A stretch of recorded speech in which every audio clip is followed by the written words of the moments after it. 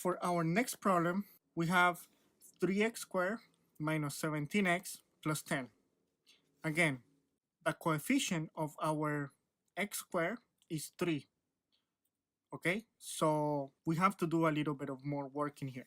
Let's see, step 1, right? Focus on that first term with the x squared and the last term with no variable. In this case, is 10.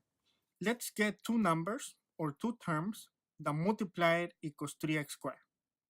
For this case, the only two numbers that multiplied that give us 3 are 3 and 1. And don't forget to add the x next to it, because 3x times 1x give us 3x squared. Now let's go back here onto 10. Again, this factorization method is just a matter of finding the right numbers, okay? Okay, so for 10, we have different numbers that give us 10, right? For example, let's start with 5 and 2, okay? Notice that it's positive, right? So 5 times 2 gives me 10, so it's good. Now, the next step is to do cross multiplication. So 3x multiplied by 2 give us 6x, okay? And 1x multiplied by 5 give us 5x. Let's combine these two. Do not multiply, okay? It's combined, meaning adding or subtract. Notice both solutions are positive, so we're going to add 6x plus 5x give us 11x. But this result should be minus 17x. So this does not match, right? If I add 6 plus 5 or I subtract, I'm not gonna get this number. Let me see if I switch the numbers. Maybe that works, right? So these two numbers don't work. Let me cross them out. So let's put 2 here and let's put 5 here. Notice that our results are going to change because this 3x now is going to multiply the 5. So let's see. So 3x multiplied by 5 give us 15x.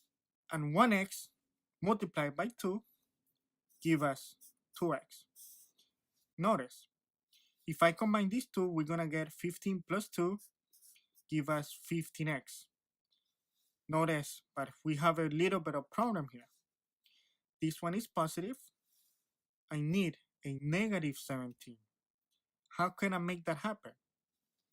We can make that happen if both of these results are negative, because negative 15 minus 2x, both are negative. That means that we're going to add them and keep the negative sign. So 15 plus 2, 17. Since both are negative, our result must be negative.